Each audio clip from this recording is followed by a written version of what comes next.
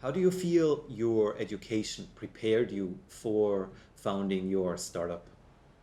Until some extent, definitely. On the technical side, I think ETH is great and one of the best universities in robotics on the world. But there are so many just things in daily business which might be hard to prepare for.